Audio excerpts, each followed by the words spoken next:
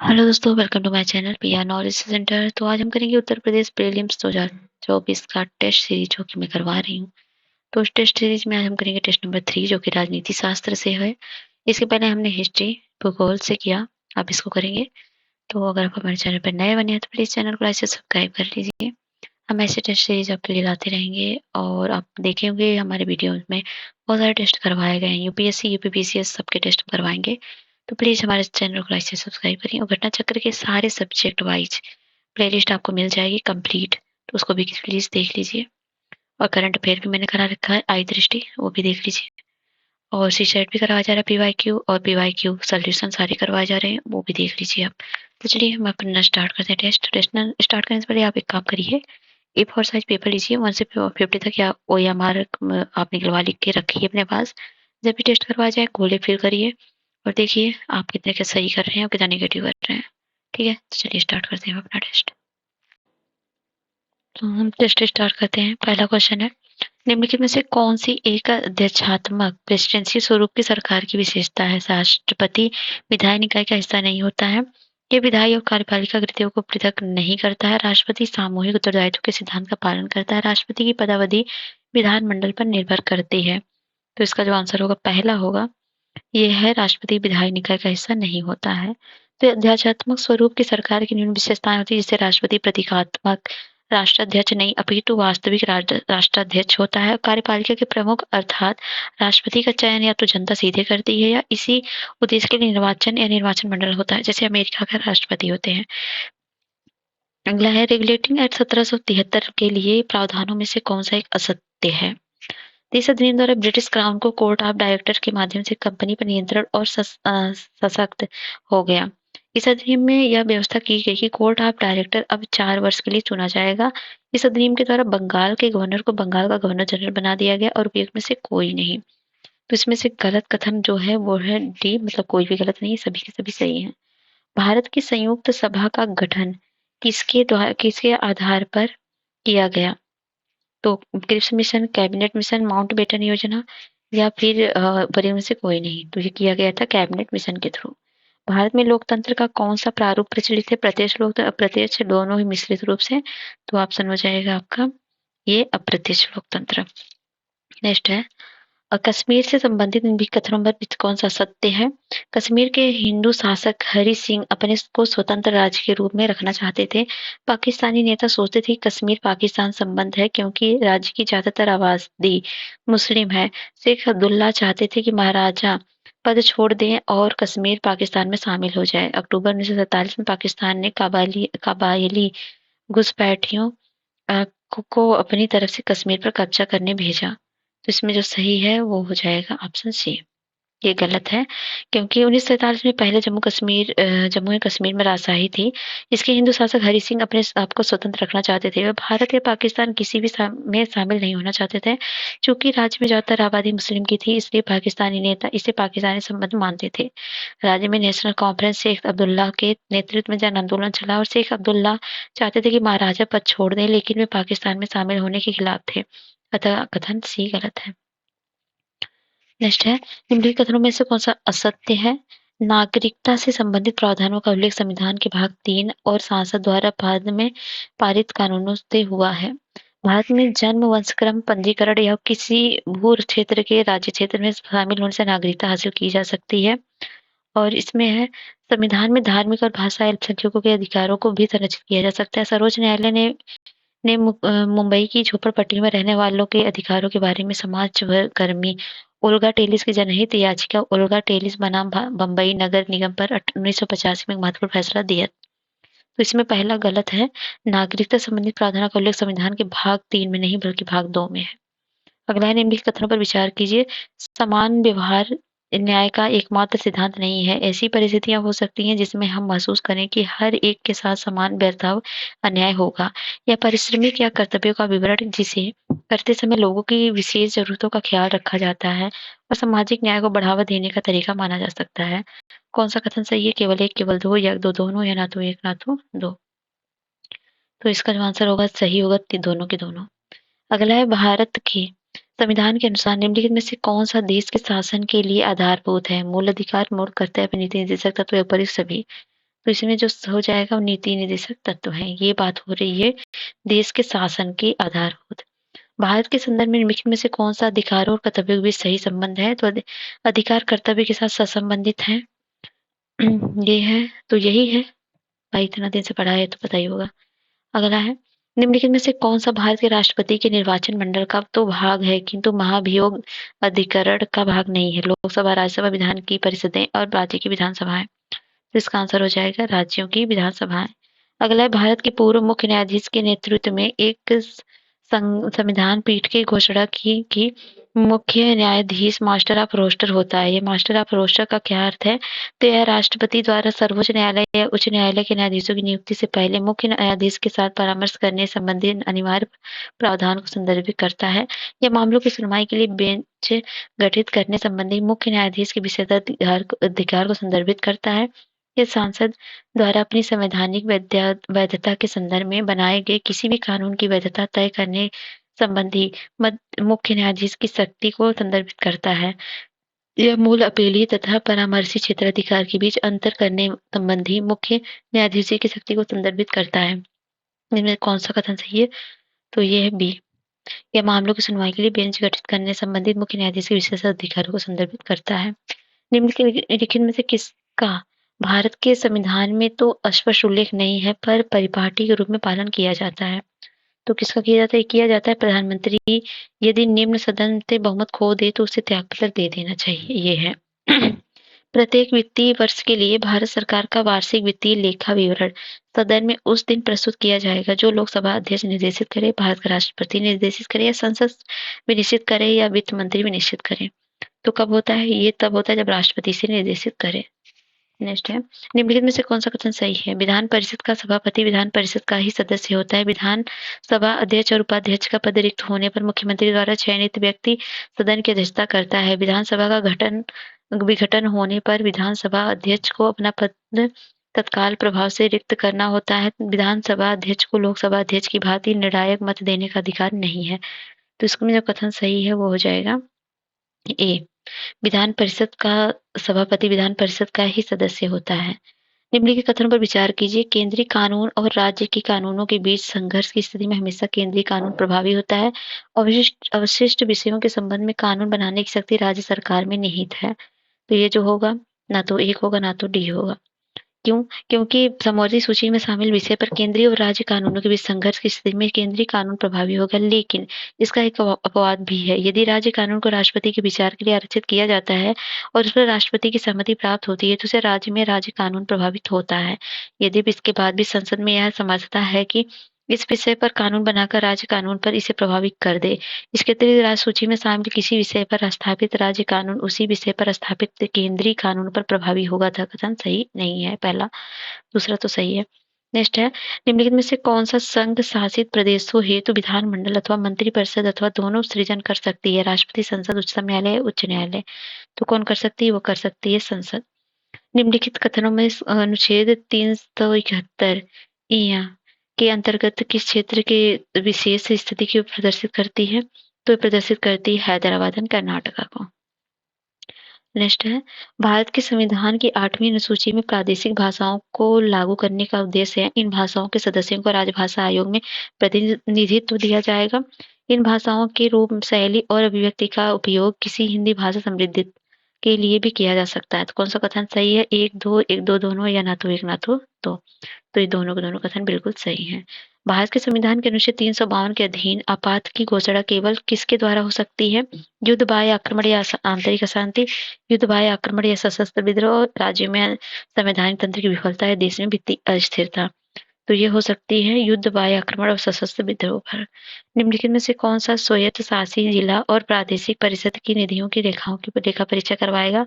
भारत का नियंत्रक महालेखा परीक्षक, भारत सरकार द्वारा पैनलित चार्टरित लेखागार या राज्य सरकार के लेखा परीक्षक या कोई भी चार्टरित लेखागार। तो इसका आंसर हो जाएगा ए, भारत का नियंत्रक महालेखा परीक्षक। स्थानीय स्वशासन की सर्वोत्तम व्याख्या यह की जा सकती है कि यह एक प्रयोग है संघवाद का, लोकतांत्रिक विकेंद्रीकरण का, या प्रशासनिक प्रत्यायोजन का, या प्रत्यक्ष लोकतंत्र का। तो ये जो था ये है लोकतांत्रिक विकेंद्रीकरण का। अगला है संघ लोक सेवा आयोग के अध्यक्ष या सदस्य को राष्ट्रपति द्वारा नीचे दिए गए कारणों के आधार पर हटाया जा सकता है। इनमें से किसके लिए सर्वोच्च न्यायालय का अनिवार्य जांच की आवश्यकता होती है और जांच के बाद जिसका परामर्श राष्ट्रपति के लिए बाध्यकारी हो जाता है। यदि वह दिवालिया घोषित हो जाता है, यदि वह अपने पदावधि के दौरान अपने पद कर्तव्यों के बाहर किसी अन्य वैतनिक रोजगार में लगा हो, यदि राष्ट्रपति उसे मानसिक शारीरिक अक्षमता के कारण पद पर बने रहने के लिए अयोग्य पाता है या कदाचार के लिए, तो किसके लिए हटाया जा सकता है? तो हटाया जा सकता है कदाचार के लिए। अगला है 10वीं सूची के तहत निडरता के मामलों का निपटारा निम्नलिखित में से कौन करता है? राष्ट्रपति, निर्वाचन आयोग, सदन का अध्यक्ष, सभापति या उच्चतम न्यायालय। तो ये जो करता है सदन का अध्यक्ष, सभापति। लोकपाल संस्था के सृजन की अनुशंसा सर्वप्रथम किसके द्वारा की गई? विधि आयोग, संधानम आयोग या प्रशासनिक सुधार आयोग। तो ये जो की गई थी, ये की गई थी प्रशासनिक सुधार आयोग द्वारा। अगला है पंथ निरपेक्ष शब्द भारत के संविधान में किस संशोधन अधिनियम के द्वारा अंतर स्थापित किया गया? 44वां, 52वां, 42वां। तो ये किया गया था 42वें संविधान संशोधन द्वारा। नेक्स्ट है 26वां। भारत के संविधान की निम्नलिखित में से किस अनुसूची में प्रत्येक राज्य का निर्वाचित होने वाले राज्यसभा के सदस्यों की संख्या को निर्धारित किया गया? 5वीं, तीसरी, छठी या चौथी। तो ये जो किया गया था ये चौथी अनुसूची में। नेक्स्ट है अनुच्छेद 335 के संबंध में कथन पर विचार कीजिए। यह अनुसूचित जातियों और अनुसूचित जनजातियों को दावों पर विचार करने के लिए विशेष उपायों को अपनाए जाने की आवश्यकता को चिन्हित करती है तथा उन्हें समान स्तर पर लाया जा सके। यह कुछ सेवाओं में आंग्ल भारतीय समुदाय के लिए विशेष प्रावधान से संबंधित है। कौन सा कथन इसमें से ये? एक, केवल दो, केवल दोनों या न तो कोई भी नहीं। तो इसका सही होगा केवल एक। तो अनुच्छेद 335 से स्वीकार करता है कि अनुसूचित जाति, अनुसूचित जनजाति दावों पर विचार करने के लिए विशेष उपायों को अपनाने की आवश्यकता है ताकि उन्हें समान स्तर पर अवसर प्राप्त हो सके। एक सामंती और जनजाति उन्मुख सामाजिक संरचना भेदभाव पूर्वाग्रह के कारण अनुसूचित जाति, अनुसूचित जनजाति के लिए अवसरों का वस्तुओं में पहुंच में बाधाएं उत्पन्न करता है। नेक्स्ट है 28वां। परिभाषा से संवैधानिक सरकार का अर्थ है विधानमंडल द्वारा सरकार, लोकप्रिय सरकार, बहुदलीय सरकार, सीमित सरकार। इसका है सीमित सरकार। नेक्स्ट है निम्नलिखित में से कौन सा एक 1773 के रेगुलेटिंग एक्ट का उपबंध नहीं था? इसने ईस्ट इंडिया कंपनी के ऊपर संसदीय पर्यवेक्षण की शुरुआत की और बंगाल की सरकार गवर्नर जनरल एवं 60 सदस्यों की परिषद ने निहित हुई। इसने योग्यताओं पर सभी प्रतिबंधों को हटाकर कोर्ट ऑफ प्रोपाइटर में मत की तख्ती को बदल दिया। तो ये तीसरा गलत है क्योंकि ये जो है गलत, इसलिए आगे बढ़ते हैं। भारत के संविधान के निर्माण में संविधान सभा की मदद करने वाले 2 लोक सेवक निम्नलिखित में से कौन थे? बी.एन. राव एवं के.एम. मुंशी, बी.एन. मुखर्जी तथा अल्लादी कृष्णस्वामी अय्यर या बी.एन. राव तथा एस.एन. मुखर्जी और के.एम. मुंशी तथा अल्लादी कृष्णस्वामी अय्यर। कौन थे? तो वह जो थे वो थे बी.एन. राव तथा एस.एन. मुखर्जी। निम्नलिखित उद्देश्यों में से कौन सा एक भारत के संविधान की उद्देशिका में सन्निहित नहीं है? विचार की शक्ति, आर्थिक अभिव्यक्ति और विश्वास की स्वतंत्रता। तो ये जो है ये इसमें नहीं है, आर्थिक स्वतंत्रता की बात नहीं की गई है। भारत के संविधान की उद्देशिका में कुछ स्वतंत्रता जैसे विचार, अभिव्यक्ति, विश्वास, धर्म, उपासना की स्वतंत्रता की बात शर्त की गई है। आर्थिक स्वतंत्रता की चर्चा इसमें नहीं की गई है। निम्नलिखित में से कौन सा कथन असत्य है? 1960 में बंबई से अलग होकर महाराष्ट्र गुजरात बनाए गए, मणिपुर से अलग होकर 1972 मेघालय राज्य बना, नागालैंड राज्य का गठन 1963 में हुआ था, मिजोरम और अरुणाचल प्रदेश 1987 में मौजूद सामने आए थे। तो इसका बी गलत है। मणिपुर से अलग होकर 1972 मेघालय राज्य बना था। तो मणिपुर से और त्रिपुरा राज्य 1972 में अस्तित्व में आए थे। असम से अलग करके 1972 में मेघालय जो मणिपुर से नहीं, असम से मेघालय अलग हुआ था 1972 में, ना कि मणिपुर से, इसलिए कथन भी गलत है। 1966 में पंजाबी भाषा इलाके के पंजाब राज्य दर्जा दिया गया और पूर्ववर्ती पंजाब के अलग करके हरियाणा राज्य हिमाचल प्रदेश नाम का संघ राज्य क्षेत्र बनाया गया। भारत की नागरिकता की समाप्ति के संदर्भ में कथन पर विचार कीजिए। भारत का कोई भी नागरिक केवल सत्य त्याग अथवा वंचन द्वारा अपनी नागरिकता खो सकता है। भारतीय संविधान के प्रति अनिष्ठा दिखाना और भारतीय नागरिकता की समाप्ति का कारण बन सकता है। तो कौन सा कथन सही है इसमें? केवल दूसरा। नेक्स्ट है अभिव्यक्ति की स्वतंत्रता के अधिकार के संदर्भ में कथन पर विचार कीजिए। अभिव्यक्ति की स्वतंत्रता के अंतर्गत बोलने, लिखने और कला के विभिन्न रूपों में स्वयं को व्यक्त करना शामिल है। दूसरों में स्वतंत्र ढंग से विचार विमर्श और संवाद करने से सभी के विचारों और व्यक्तित्व का विकास होता है। इसमें कौन सा कथन सही है? तो इसका कथन सही है केवल सी। दोनों के दोनों कथन सही हैं। भारत में किस न्यायाधीश को जनहित याचिका का जनक माना जाता है? पी.एन. भगवती को, एच.एल. दत्तू को, जस्टिस खेयर को और दीपक मिश्रा को। तो ये माना जाता है पी.एन. भगवती को। और नेक्स्ट है, भारत के संविधान में अंतर्राष्ट्रीय शांति और सुरक्षा की वृत्ति का उल्लेख किया गया है संविधान के उद्देश्य के राज्य के डीपीएसपी में किया गया आर्टिकल कौन है 50 है। अगला है मौलिक ये है मौलिक मौलिक कर्तव्यों के संदर्भ में कथन में से कौन सा सत्य है? सोर सिंह समिति की सिफारिश के आधार पर 42वें संविधान संशोधन द्वारा 10 मौलिक कर्तव्य जोड़े गए थे। सोर सिंह समिति ने कर्तव्यों का अनुपालन न करने के लिए दंडारोपण की अनुशंसा नहीं की थी। मौलिक कर्तव्य नागरिकों और विदेशियों सभी पर लागू होते हैं। किसी भी कानून की संवैधानिकता का निर्धारण करने के लिए मौलिक कर्तव्यों को विचार में रखा जा सकता है। तो इसका ऑप्शन डी सही है। अगला है अध्यादेश जारी करने का अधिकार राष्ट्रपति का कौन सा अधिकार है? विधायी, प्रशासनिक, न्यायिक या वैयक्तिक? तो अध्यादेश जारी करने का है विधायी। अगला है एडवोकेट जनरल के पद पर उल्लेख संविधान के कौन से अनुच्छेद में किया गया है? एडवोकेट जनरल का। तो एडवोकेट जनरल का किया गया अनुच्छेद 165 में। भारत के किस राज्य में उच्च न्यायालय के न्यायाधीश किसके द्वारा नियुक्त किए जाते हैं? भारत का राष्ट्रपति, भारत का मुख्य न्यायमूर्ति, राज्य का राज्यपाल या विधि आयोग? तो भारत के में राज्यों में उच्च न्यायालय के न्यायाधीश की बात हो रही है, तो उसको नियुक्त करते हैं भारत के राष्ट्रपति।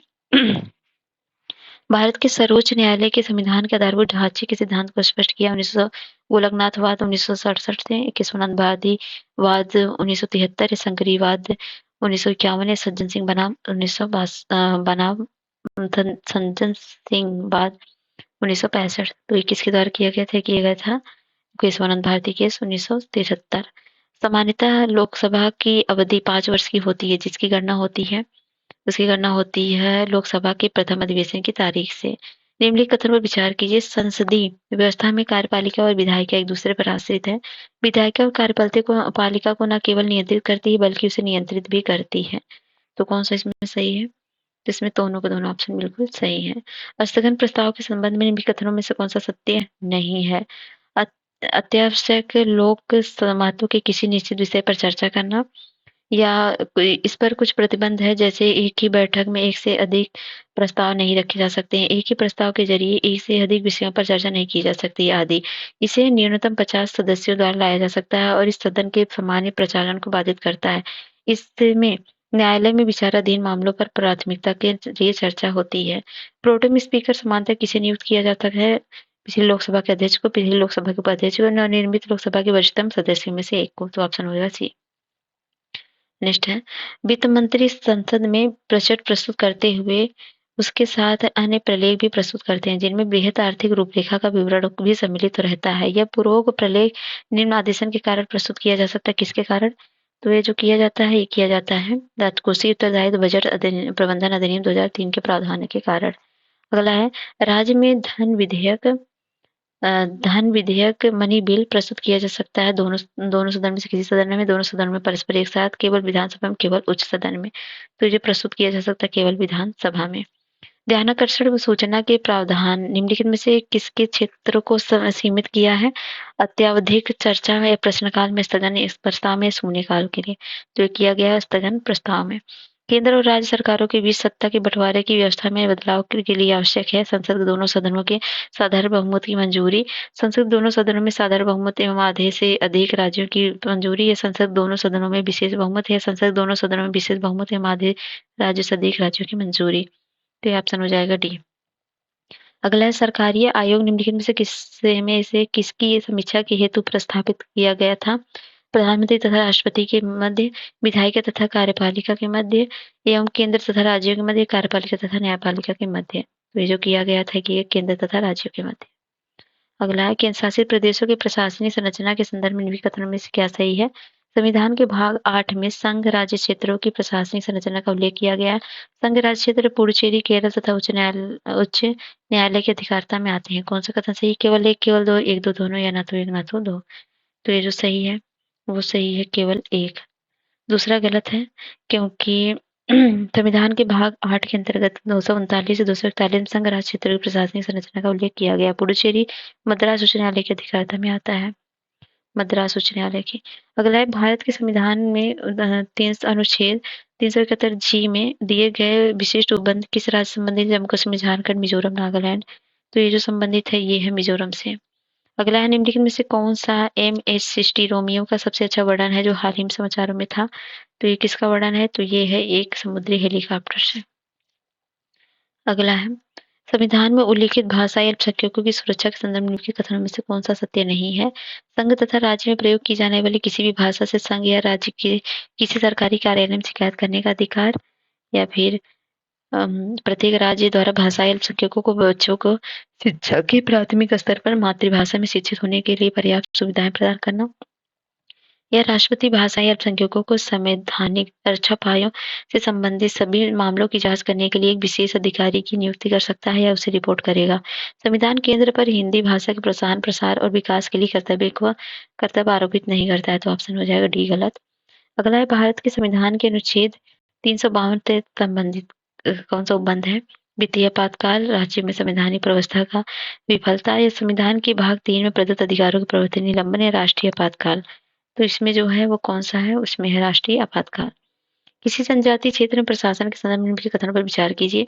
ये जनजातीय क्षेत्र स्वशासी जिले के रूप में प्रशासित किए जाएंगे। इन जिलों में कुछ विधायी तथा न्यायिक कृत्यों के प्रयोग के लिए जिला परिषद तथा प्रादेशिक परिषदों में सृजन का उपबंध है। राज्यपाल इन परिषदों को कुछ वादों या अपराधों के विचार की शक्ति भी प्रदान कर सकता है। इन परिषदों को भू राजस्व के निर्धारण व संग्रहण की भी शक्ति प्राप्त है। उपर्युक्त लक्षणों का संबंध किन राज्यों से के जनजातीय क्षेत्रों से है? तो ये किसके संबंध से है? ये है सी, मेघालय, मिजोरम, त्रिपुरा, असम से। नेक्स्ट है, एक हल्की और पोर्टेबल भुगतान प्रणाली जो हाल ही में चर्चा समाचारों में देखी जा रही थी, किसकी एक पहल है? भारतीय रिजर्व बैंक, संयुक्त राष्ट्र संघ परिषद, या विश्व बैंक, या इनमें से कोई नहीं। तो ये रिलेटेड है भारतीय रिजर्व बैंक से। अगला निम्नलिखित कथनों पर विचार कीजिए। स्थानीय शासन निर्वाचन निकाय 1882 के बाद अस्तित्व में आया। उस वक्त लॉर्ड रिपन भारत के वायसराय थे। महात्मा गांधी आर्थिक एवं भारत राजनीतिक सत्ता के विकेंद्रीकरण के समर्थक थे। कौन सा कथन सही है इसमें से? तो दोनों के दोनों कथन सही हैं। 59 है, निम्नलिखित में से कौन जिला परिषद का अध्यक्ष हो सकता है? मुख्यमंत्री, जिलाधिकारी, वो जिले का संसद सदस्य, या इनके अपने सदस्यों में निर्वाचित। तो कौन सा हो जाएगा इसमें? ये हो जाएगा इनके अपने सदस्यों में से निर्वाचित।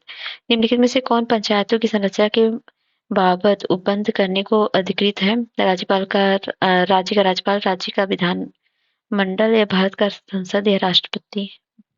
तो ये जो हो जाएगा वो हो जाएगा राज्य का विधान मंडल।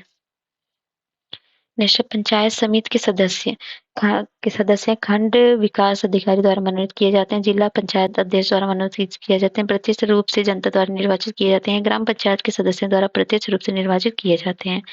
तो ये जो किए जाते हैं प्रत्यक्ष रूप से जनता द्वारा निर्वाचित किए जाते हैं। संघ लोक सेवा आयोग के अध्यक्ष के संबंध में निम्न कथन में विचार कीजिए।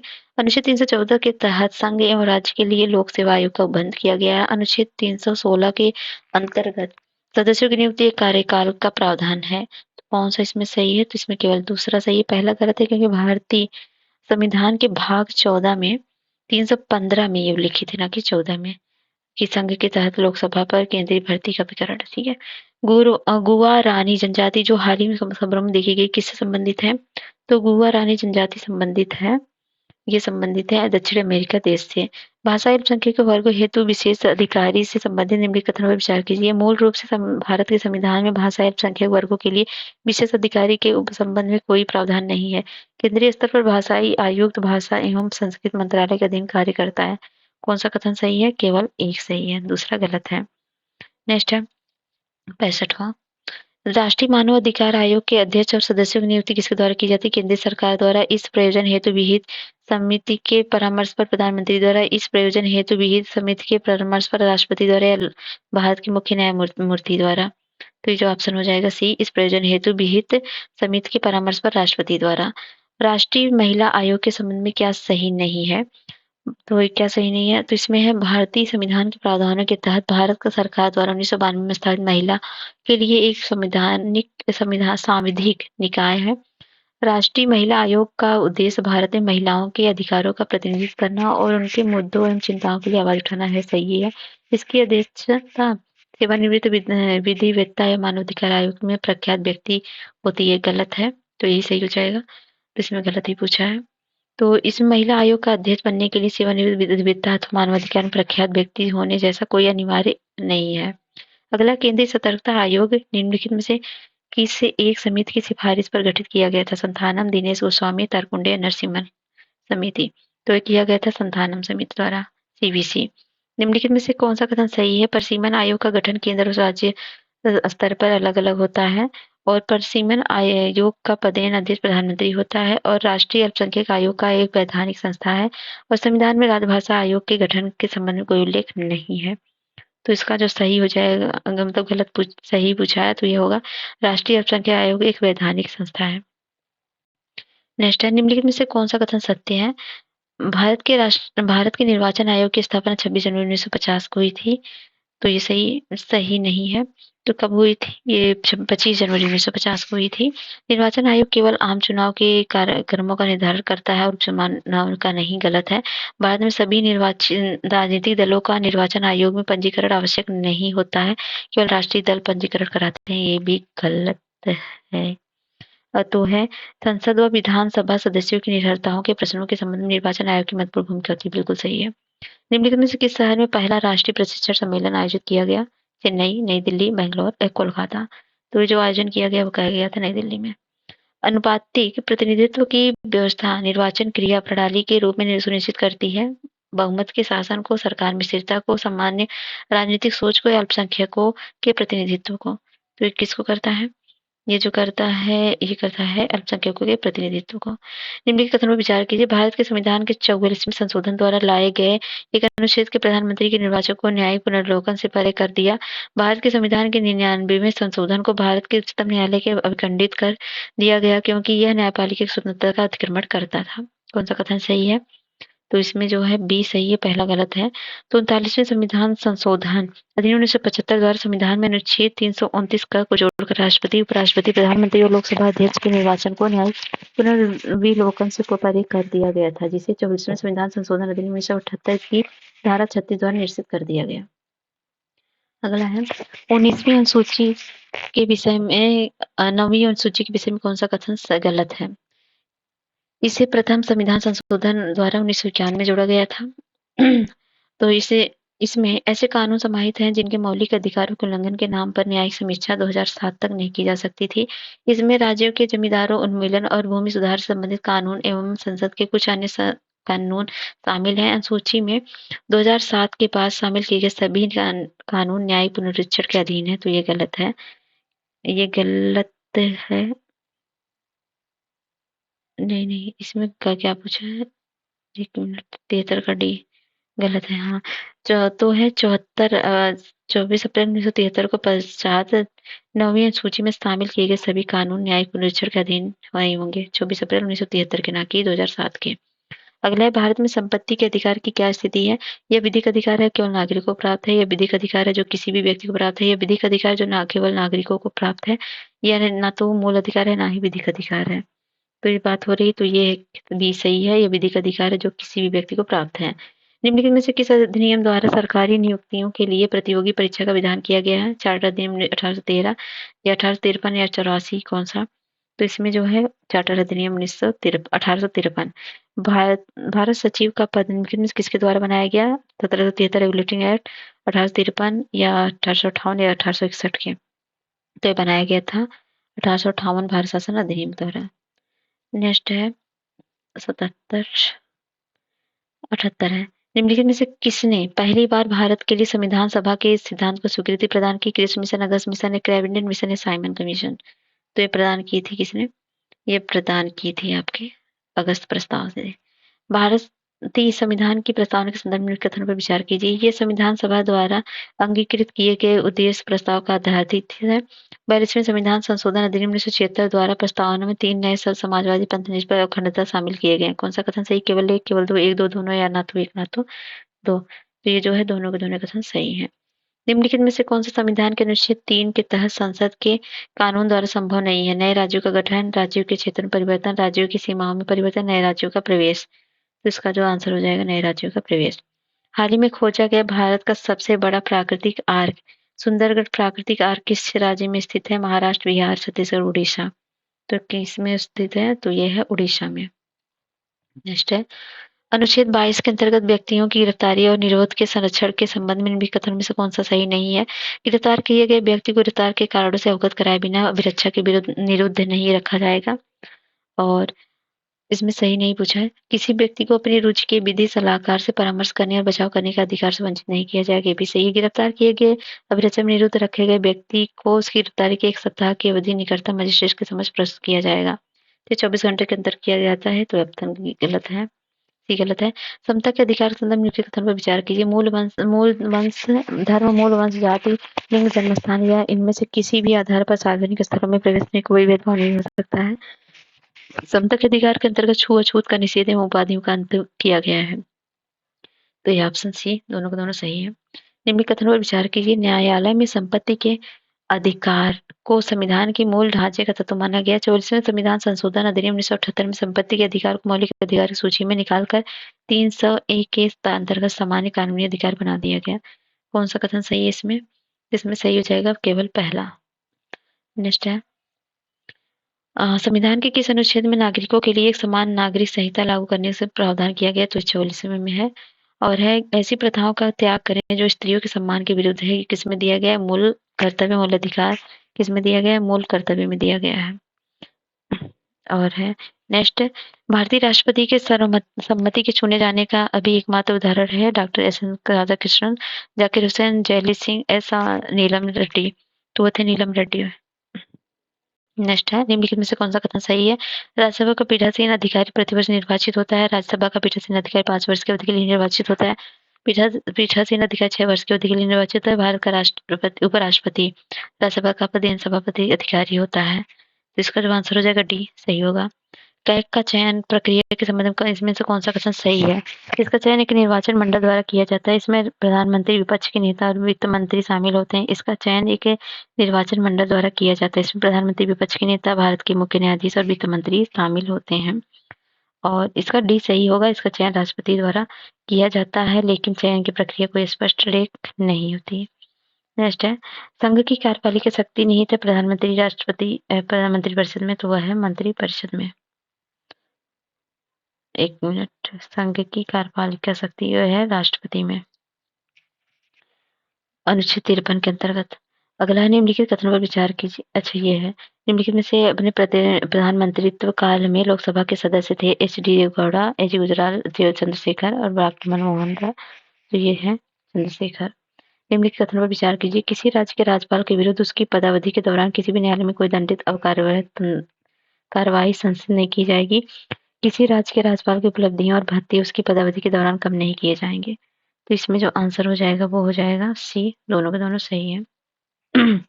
नेक्स्ट है, निम्नलिखित राज्यों में से किसी में 1967 से 71 के मध्य अधिकतम गठबंधन सरकारें बनाने का रिकॉर्ड है? उत्तर प्रदेश, हरियाणा, बिहार और पंजाब। तो सबसे ज्यादा गठबंधन बनाया था बिहार ने, अभी भी बना रहा है भैया। भारतीय संविधान के अनुच्छेद 124(4) का संबंध किससे है? तो 124(4) का संबंध है सर्वोच्च न्यायालय के मुख्य न्यायाधीश को पद से हटाने के लिए। नेक्स्ट है, भारत के न्यायिक पुनर्रीक्षण का अर्थ है, तो न्यायिक पुनर्रीक्षण का अर्थ है विधियों और कार्यपालिका आदेशों की संवैधानिकता के विषय में प्रख्यापन करने का न्यायपालिका का अधिकार। संसद सदस्यों और राज्य विधानमंडल के सदस्यों के निर्वाचन संबंधी विवाद उच्च न्यायालय के कौन से क्षेत्राधिकार के अंतर्गत आते हैं? तो आते हैं प्रारंभिक क्षेत्राधिकार के अंतर्गत। यदि भारत का प्रधानमंत्री संसद के उच्च सदन का सदस्य है तो क्या होगा? तो उसमें होगा ये कि वह अविश्वास प्रस्ताव की स्थिति में अपने पक्ष में वोट नहीं दे सकेगा। अनुसूचित जाति, अनुसूचित जनजाति के कल्याण के विषयक भारत की संसद की विभागीय समिति, इसके बारे में देखेंगे। तो इसमें क्या है, तो इस तथ्य का परीक्षण करेगी कि क्या संघ सरकार ने अपने नियंत्रण वाली सेवाओं एवं पदों पर अनुसूचित जातियों, अनुसूचित जनजातियों का वांछनीय प्रतिनिधित्व सुनिश्चित किया है, या संघ राज्य क्षेत्र में अनुसूचित जाति, अनुसूचित जनजातियों ये तो चलाए जा रहे कल्याणकारी कार्यक्रमों में कार्य संचालन पर प्रतिवेदन प्रस्तुत करेगी। कौन सा कथन सही है? तो दोनों के दोनों सही है। संसद अंतर्राष्ट्रीय संधियों को भारत के किसी भाग अथवा संपूर्ण भारत में लागू करने के लिए कोई भी कानून बना सकती है। कब? तो ये बना सकती है किसी राज्य की सहमति के बिना। करों और सरकारी कामकाज के निर्वाह में हुई अन्य प्राप्तियों में संघीय सरकार को प्राप्त हुआ समूचा राजस्व जमा होता है कहाँ? तो वो जमा होता है भारत की संचित निधि में। सरकारी विधेयक और निजी विधेयक के अंतर के बारे में क्या कथन सही नहीं है? सरकारी विधेयक किसी भी मंत्री द्वारा पेश किया जा सकता है और निजी विधेयक ऐसे सदस्य द्वारा पेश किया जाता है जो मंत्री ना हो। और है सरकारी विधेयक पेश करने के लिए 7 दिन की नोटिस, जबकि निजी विधेयक प्रस्तुत करने के 15 दिन की नोटिस अनिवार्य होती है। तो इसमें जो है बी गलत है, क्योंकि निजी विधेयक को पेश करने के लिए 30 दिन की नोटिस की आवश्यकता होती है। निम्नलिखित में से कौन सा कथन सही है? सभी संघ राज्य क्षेत्रों को राज्यसभा में प्रतिनिधित्व नहीं दिया जा गया है, और तो ये यही सही है। फिर है नेक्स्ट, मंत्रिपरिषद लोकसभा के प्रति सामूहिक रूप से उत्तरदायी है, इस प्रावधान का अर्थ होता है, तो इसका अर्थ होता है कि यदि सरकार लोकसभा में विश्वास खो दे तो उसे त्यागपत्र देना पड़ेगा। निम्नलिखित कथन पर विचार कीजिए। संसद के समान किसी विधेयक के पारित होने की स्थिति में राज्य विधानमंडल के दोनों सदनों की संयुक्त बैठक का प्रावधान किया गया है। धन विधेयक के संबंध में किसी भी राज्य की विधान परिषद तथा राज्यसभा को समान दर्जा प्रदान किया गया है। तो इसका आंसर केवल एक होगा, दूसरा गलत है। नेक्स्ट है, भारत की संसद के संदर्भ में निम्नलिखित कथनों में से कौन सी संसदीय समिति इसकी समीक्षा करती है और संसद को सूचित करती है कि जो विनियमन, नियम या उपनियमन, उपविधि आदि बनाने की शक्तियां संविधान द्वारा प्रदत्त या संसद द्वारा प्रत्यारोपित है, उसका कार्यपालिका द्वारा इन प्रत्यायोजनों की परिधि के भीतर उचित प्रयोग हो रहा है। तो कौन से है? तो वो हो जाएगी अधीनस्थ विधान संबंधी समिति। राज्यसभा द्वारा संविधान के अनुच्छेद 249 के अंतर्गत पारित संकल्प, जिसके द्वारा संसद को राज्य सूची के विषय पर राष्ट्रीय हित में विधि निर्मित करने का अधिकार दिया गया, प्रवृत्त रहेगा 1 वर्ष से अधिक नहीं। भारतीय संसद की लोक लेखा समिति के अध्यक्ष को कौन मनोनीत करता है? तो मनोनीत करता है लोकसभा का अध्यक्ष। भारत के संसद के निम्न अनुच्छेदों में से किस एक के अधीन राज्यपाल राष्ट्रपति के विचार के लिए किसी भी विधेयक को आरक्षित कर सकता है? तो वो कर सकता है अनुच्छेद 200 के अंतर्गत। संविधान के केंद्र और राज्यों को प्राप्त शक्तियों के संदर्भ में कथन में से कौन सा सत्य है? तो संघीय संरचना में राज्य की शक्तियां केंद्र सरकार की दया पर निर्भर करती है। इस संबंध में संशोधन के लिए संसद के दोनों सदनों में विशेष बहुमत के साथ आधे से अधिक राज्यों के अनुमोदन की आवश्यकता होती है। तो इसमें जो दूसरा सही है, पहला गलत है। अखिल भारतीय सेवाओं के बारे में निम्नलिखित कथनों में से कौन सा सही है? तो ये होगा संसद के एक अधिनियम द्वारा अखिल भारतीय सेवाएं सृजित की जाती हैं। नेक्स्ट है, पूंजी आयोग की रिपोर्ट किससे संबंधित है? केंद्र राज्य संबंधित निर्वाचन सुधार से, राजकोषीय संघ राज्य पद्धति से, नए राज्यों के सृजन से। तो ये संबंधित है, केंद्र राज्य संबंध है। दिल्ली के अलावा किस राज्य संघ शासित प्रदेश में विधानमंडल और अपनी सरकार है? चंडीगढ़, अंडमान निकोबार द्वीप, पुडुचेरी, लक्षद्वीप। किसमें है? तो वो है पुडुचेरी में। भारतीय संविधान में भारत की आधिकारिक भाषा जुड़े प्रावधानों की संसद संशोधन कर सकती है कितने से? तो वो कर सकती है अपने सदस्यों के साधारण बहुमत द्वारा। राष्ट्रीय आपातकाल के संदर्भ में कथनों पर विचार कीजिए। इसकी घोषणा की जा सकती है यदि भारत की सुरक्षा को प्रत्यक्ष रूप से खतरा न हो, लेकिन खतरे का अनुमान हो। राष्ट्रीय आपातकाल की घोषणा केवल युद्ध या बाह्य आक्रमण के मामले में की जा सकती है। तो इसमें कौन सा सही है? तो इसमें पहला केवल सही है, दूसरा गलत है। अनुच्छेद 352 के अनुसार यदि राष्ट्रपति संतुष्ट हो कि एक गंभीर आपातकाल मौजूद है जहां भारत या उसके किसी भी क्षेत्र की सुरक्षा को या तो युद्ध या बाह्य आक्रमण या सशस्त्र विद्रोह से खतरा है, तो घोषणा द्वारा राष्ट्रपति पूरे भारत या देश के किसी भी हिस्से के लिए राष्ट्रीय आपातकाल घोषणा कर सकता है। अगला है, स्वायत्त शासी जिला और प्रादेशिक परिषदों के अधिनियमों में संकल्पों में निलंबन की शक्ति किसे प्राप्त है? तो प्राप्त है राज्यपाल को। अगला है, राज्य निर्वाचन आयुक्त को उसके पद से निम्नलिखित में से किस रीत से हटाया जा सकता है? तो वो जो हटाया जा सकता है वह है उच्च न्यायालय के न्यायाधीश को हटाए जाने की रीति से। निम्नलिखित में से कौन सा राज्य सरकार तथा स्थानीय शासन के बीच राजस्व बंटवारे के लिए उत्तरदायी है? मुख्यमंत्री, राज्यपाल, राज्य वित्त आयोग, में से कोई नहीं। इसका आंसर हो जाएगा राज्य वित्त आयोग। निम्नलिखित में से कौन सा विकेंद्रीकरण या वैशिष्ट नहीं है? स्वायत्त तथा लोक सहभागिता या स्थानीय समुदाय में आत्मविश्वास को नहीं जगाना या स्थानीय समुदायों को सशक्त बनाना। तो इसका आंसर हो जाएगा स्थानीय समुदायों को आत्मविश्वास को नहीं जगाना। हाल ही में खबरों में रही national time release study 2023 report किस संस्था द्वारा जारी की गई? तो ये जारी की गई थी, इनमें से कोई नहीं है। ये केंद्रीय प्रत्यक्ष कर और सीमा शुल्क बोर्ड CBIC के अध्यक्ष ने बोर्ड के अन्य सदस्यों के साथ national time release study NTRS 2023 report जारी की थी। निम्नलिखित में से कौन सा अंतरराष्ट्रीय परिषद का गठन करने के लिए अधिकृत है? तो कौन सा है? तो वो है राष्ट्रपति। नेक्स्ट है, बालिका पंचायत शुरू करने वाला देश का पहला राज्य कौन सा है? उत्तर प्रदेश, मध्य प्रदेश, गुजरात, उत्तराखंड। तो कौन सा है? तो वो है गुजरात। रैंप योजना का उद्देश्य है, तो रैंप योजना का उद्देश्य है एमएसएमई को प्रोत्साहन प्रदान करना। निम्नलिखित में से वैश्विक खुशहाली रिपोर्ट किस संस्थान द्वारा जारी की जाती है? तो वो जारी की जाती है सतत विकास समाधान नेटवर्क द्वारा। पलूर नहर निम्नलिखित में से किस राज्य में अवस्थित है? तो पलूर नहर जो अवस्थित है वो है उड़ीसा में। टाइफाइड निम्नलिखित में से किसके कारण होने वाला रोग है? विषाणु, जीवाणु, कृमि या प्रोटोजोआ। तो टाइफाइड होता है जीवाणु से। टाइफाइड बुखार एक जानलेवा संक्रमण है जो साल्मोनेला एंटेरिका सरोवर टाइफी जीवाणु के कारण होता है, जो केवल मनुष्य द्वारा संक्रमण किया जाता है ताकि अन्य पशुवाहक नहीं मिला था। एनीवे, निम्नलिखित में से कौन सा देश अंतरराष्ट्रीय उत्तर दक्षिण परिवहन गलियारा परियोजना का सदस्य नहीं है? तो कौन नहीं है? तो वो नहीं है संयुक्त अरब अमीरात। भारत, यूक्रेन, टर्की है। अगला है, भारत में निम्नलिखित में से कौन सा पठार अरावली और विंध्य क्षेत्र के बीच स्थित है? तो कौन सा पठार स्थित है? तो वो है मालवा का पठार।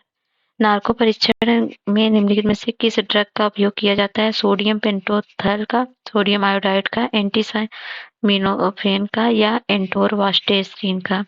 तो किसका किया जाता है? तो वो किया जाता है सोडियम पेंटोथल का। वर्ष 2023 में निम्नलिखित में से किस स्थान पर पुष्करालू महोत्सव का आयोजन किया गया? प्रयागराज, जयपुर, अजमेर, वाराणसी। तो ये किया गया वाराणसी में। नेक्स्ट है, डेक्कन क्वीन ट्रेन निम्नलिखित में से किन दो शहरों के बीच चलती है? तो वो चलती है पुणे और मुंबई। निम्नलिखित में से किसे विदेशी विवरण में सैंड्रो-कोर्टस के नाम से जाना जाता है? तो वो जाना जाता है चंद्रगुप्त मौर्य को। नारदेही वन्यजीव अभयारण्य किस राज्य में स्थित है? तो वह स्थित है मध्य प्रदेश में।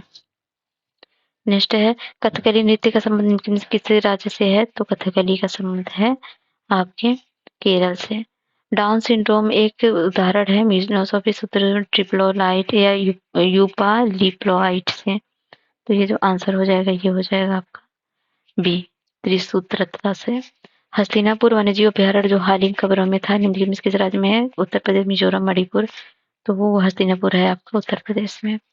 एंटीबैक्टीरियल प्रतिरोध बढ़ने के कारण मौजूदा दवाइयों के साथ इन बीमारियों का इलाज करना कठिन होता जा रहा है। विश्व स्वास्थ्य संगठन ने इस संदर्भ में निम्नलिखित में से कौन सी बीमारी को सूचीबद्ध किया है? निमोनिया, तपेदिक, खाद्य जनित रोग, उपर्युक्त सभी। तो किया है इसको उपर्युक्त सभी। स्वतः जनन का सिद्धांत किससे संबंधित है? तो स्वतः जनन का संबंध है क्षयमान और सड़ती हुई सामग्री से जीवन की उत्पत्ति का विचार। नेक्स्ट है, मतदाता सत्यापित पेपर ऑडिट ट्रेलर मशीन का प्रयोग भारत में पहली बार कब किया गया था? वीवीपैट का प्रयोग तो वो किया गया था 2014 के लोकसभा चुनाव में। भारतीय संविधान के निम्नलिखित में से किस अनुच्छेद में संघ का यह कर्तव्य होगा कि वो सुनिश्चित करे कि प्रत्येक राज्य की सरकार संविधान के प्रावधानों के अनुसार कार्य करे? प्रावधान वर्णित है, तो ये वर्णित है अनुच्छेद 355 में। हैदराबाद में किस संत की प्रतिमा को स्टैच्यू ऑफ इक्वालिटी के नाम रूप में जाना जाता है? तुलसीदास, शंकराचार्य, रामानुजाचार्य, बसवन्ना का। तो ये जाना जाता है रामानुजाचार्य को। रेलवे सुरक्षा आयोग का मुख्यालय कहाँ स्थित है? तो रेलवे सुरक्षा आयोग का मुख्यालय है आपके लखनऊ में। रोलर गैरोटा टूर्नामेंट का संबंध किस खेल से है? तो वह है टेनिस से। नेक्स्ट है, राइजिंग स्टार गुफा का संबंध निम्नलिखित में से किससे है? तो ये है दक्षिण अफ्रीका से। निम्नलिखित में से किस अधिनियम के तहत ईस्ट इंडिया कंपनी के नियंत्रण बोर्ड और निदेशक मंडल को समाप्त कर दिया गया था? तो ये किया गया था 1858 का भारत सरकार अधिनियम। ऑपरेशन ध्वस्त के संदर्भ में कौन सा कथन सही है? तो ऑपरेशन ध्वस्त है देश के आतंकवादियों, गैंगस्टर और ड्रग तस्करों के नेटवर्क को तोड़ना। उत्तर प्रदेश के किस स्थान पर दूर संवेदन उपयोग केंद्र की स्थापना की गई? तो यह की गई है लखनऊ में। नेक्स्ट है, हाल ही में खबरों में रहा कखोवका बांध किस देश में अवस्थित है? तो कखोवका स्थित है ये यूक्रेन में। सोल ऑफ स्टील चैलेंज का अंतिम चरण निम्नलिखित राज्यों में से कहाँ आयोजित हो रहा है? उत्तराखंड, हिमाचल प्रदेश या गोवा, केरल। दो यू हो रहा है उत्तराखंड में।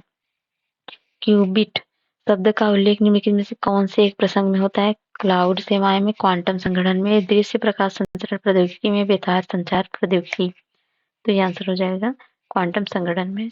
भारतीय संविधान के निम्नलिखित में से किस अनुच्छेद में भारतीय नागरिकों के सांस्कृतिक और शैक्षणिक अधिकारों के संबंध में प्रावधान वर्णन किया गया है? तो किया गया आर्टिकल 29 में। तो ठीक है, कंप्लीट होता है। वीडियो पसंद आता है लाइक शेयर सब्सक्राइब ज़रूर करिएगा। मिलते हैं नेक्स्ट वीडियो में, तब तक के लिए जय हिंद, जय भारत।